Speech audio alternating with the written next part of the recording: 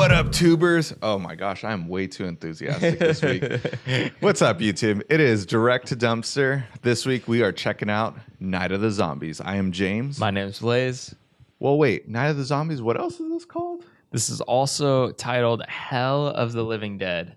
Catchy. And it's kind of an interesting story on how we got here. But basically, you had a VHS tape, and you're like, I want to watch this movie. It's called Night of the Zombies. The cover is a Nazi zombie on it. It looks really, really cool. Yeah. So we're about to put it in. We start playing, and then immediately it says, Night of the Zombies 2. And we're like, okay, well, come on. Yeah. Come on. Where's the first one? We got to watch the first one first. We're completionists here. We got to watch the first one before we watch the sequel. So you were like, oh, check, just watch. Oh, if you don't know, Just Watch is a cool app. You can find stuff on Amazon Prime, Netflix, whatever. You can find out where you can stream it. Legally, too. So yeah, legally. Yeah.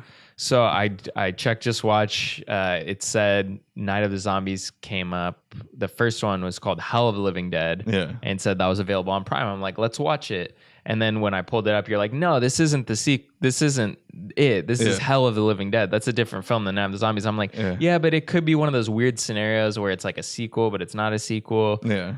Which we got into. If you guys want to look up research, like just look up the fuckery between Zombie and Dawn of the Dead and how those movies are related. Yeah. So eventually it was really hard to find information about this. I finally was able to discover it on Wikipedia that Night of the Zombies, aka Night of the Zombie 2, is not a sequel to Hell of the Living Dead, which was originally titled Night of the Zombie. Yeah.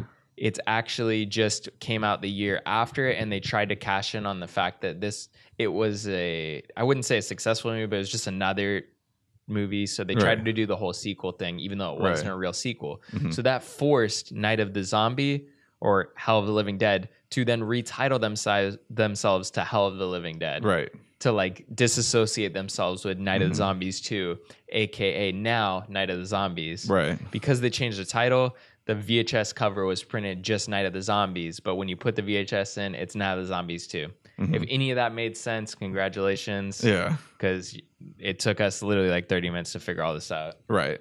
So. Yeah, that was a fun experience. Yeah. Lucky us for the internet. But yeah, you can catch this movie on Amazon Prime. So that made us easy to watch. You don't have to find it on VHS like we did or not find it on VHS because technically we don't own this one. Yeah. But I think one thing we should mention is this is an Italian movie, straight up. It's English dubbed. We had no way to even watch the Italian version with English subtitles, which I would have preferred. Mm-hmm. Just because, like, watching the dialogue off with the lips. I mean, I grew up watching the Godzilla movies. I was used to it, but it's so bad that it made it funny. Both this, though, just, I don't know, brought back bad memories or something. Yeah. I mean, to be honest, though, all Italian movies we know before, like, before a certain year, I don't know which, but before while this film was made, they don't shoot dialogue. Right. They don't shoot audio. The whole film is shot MOS. Right. And if you don't know, MOS means when they shoot it without sound. Right. So brought that up with Endgame last week. Yeah, they redub it. Yeah, we already kind of talked about this with Endgame. They redub it after the fact. So do you think this film was actually shot with English in mind as their original market? Yeah. You think it was Italian? I don't think so. I think they kind of hoped this movie was just going to be an Italian hit or something. Mm-hmm. Just because it's a bunch of movies I feel like ripped off into one. Mm-hmm. Like, first, of course, the opening feels a lot like Dawn of the Dead with like not being at a newsroom, but then again, you were joking that that's the exact newsroom from the original Dawn of the Dead. But like, so it just feels like it with the factory and everything going wrong there. And then like the police raid. And what the hell did that police raid like serve in the movie? It was supposed to be these rebels were basically trying to tell the government that they needed to cut off the project that was going on. Okay. I see. Yeah. So just to keep our viewers like in line with everything that's going, you want to give like a brief synopsis of what happened in the story? Yeah. It is for the most part pretty straightforward, but it's just like it's put together so weird where you're just like, what the fuck? And even I might be like confused describing it. But the movie starts out with a gas company. They're like creating this tear gas or something, and it messes up and creates a zombie virus. Everyone goes crazy. Then the next scene is we meet these mercenaries who we'll be with throughout the entire movie. They're doing a raid on these people who are trying to close down this project, I guess. And so that's the start of this zombie outbreak, essentially. And then eventually they come across this nudist photographer or nudist, what's it called? Anthropologist. Yeah, never mind. And then she has a videographer with her. That's what I got mixed up. It should be more like a primitive anthropologist. I think that's the correct term, or native anthropologist. Yeah. Something like that. Right. Where it's not nude. I don't know. That was weird. That's just what the scenario said in the movie. Because we were joking when you're like, no, back it up. Read the synopsis again. It says nude anthropologist. I'm like, what? Does that mean she studies anthropology while naked? And then I think that's literally what it meant. That's what happens like 3 scenes later. I'll have to go ahead and meet them and go alone.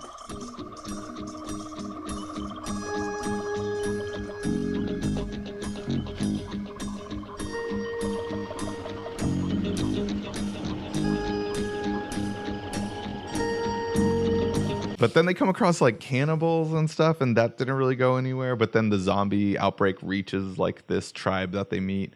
And then it's just them traveling, trying to figure out what's going on. And then it comes full circle and they end up back at the factory and just, I mean, spoilers for a 30-year-old movie, but everyone fucking dies. And I kind of just liked that. Just everyone dies at the end of the movie. I don't know if I loved the ending. I thought it was like kind of lame. Yeah. And then they also have like an extra ending that was kind of epilogue literally. Yeah. So the only thing I did like is I liked the whole story of even though it's so like ham-fisted where the anthropologist character says, oh, this project that they were discovering this kind of gas, the gas was essentially called sweet death. It was supposed to basically, but that's the only thing where it didn't make sense is because the original scientist says, oh, the project was a complete failure. Yeah. But she's saying that it wasn't. Right. Yeah. I think it literally was a failure. I think the gas was supposed to just kill people off because this, whether it's Italy or US, they never really got into that bit. But like, I think they were just trying to decrease the world's population. And they were putting it in these third world countries so they could just wipe out parts of that. I think it backfired when it created this kind of zombie virus because it's a clear backfire when there's a rat that gets involved. Good Lord. Look at this, Lawson. What? A dead rat in the most sterile sector of the module. Incredible. How could it get in? Don't know. Look out!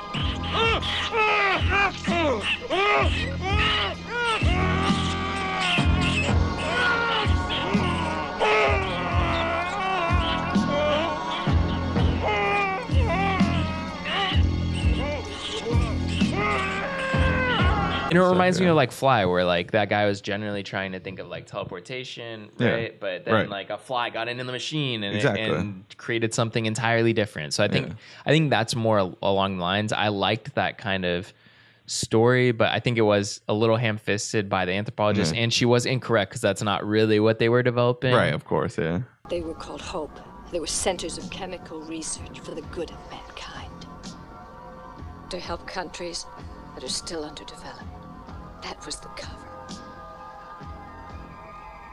The official story, while the reality was terrible, unbelievable, they were working on a solution to the problem that most torments the industrialized countries. The overpopulation of the world. But they weren't developing that, but they were developing something equally not good at the same time. Right. Which is ironic because the company was called Hope. So going back to like, what you were liking to the movie, what you did like about it, you didn't like the ending. I only really liked the ending just because I hated every character. You don't really get any time to really develop any feelings for any character. Like each one is kind of just thrown in and every single one is stupid as fuck. Like Zataro, right? Isn't that his name? Zatarno or something? The most Italian named character. This is like the kind of movie where I just think of everyone as soldier number 1, soldier number 2, girl in distress. Yeah. That's how I just saw everyone in this movie because there isn't necessarily like a main character. Like I would say it is the anthropologist, but she never feels like the main character. And you don't really care for her when the first scene, like just like a zombie's coming at her in slow mo. It's like the priest, and then she's just standing there, backs into the wall, and just like it's the slowest scene ever, and just like move, girl. I also think he was running at like the zombie actor was running out of things to do. Yeah. He's like, just like, okay, when is this guy going to shoot me? Like, this is just taking too long. I would have easily eaten her by now if I was a real zombie. And now I'm acting as a zombie who's acting. He takes forever to put his hands on her shoulders also. He's like, okay, now I'm going to strangle you. Why am I not dead yet? And it's like, all right, now I'll start choking you. All right, now I'll start trying to bite you. It's like the slowest. The dilemma upon the actor playing a zombie to not kill the main character in the first 20 minutes of the film.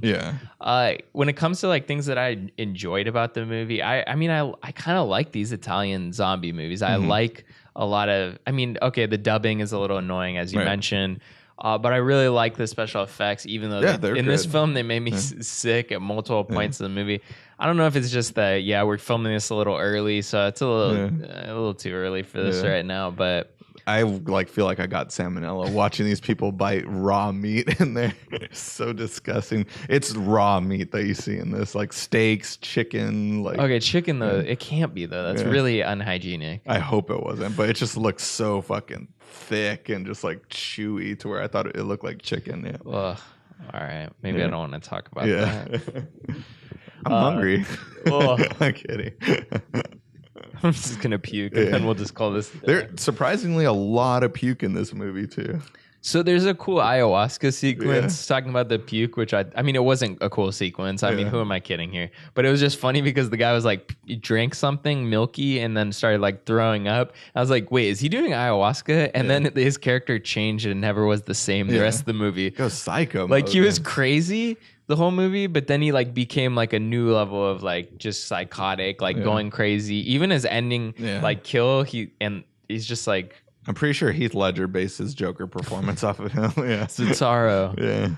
But I mean, I would honestly, like, when it comes to whether I think people should keep this in the dumpster or whether it should be pulled out, I say go for it. There's not that many like good zombie movies out there. I mean, there are.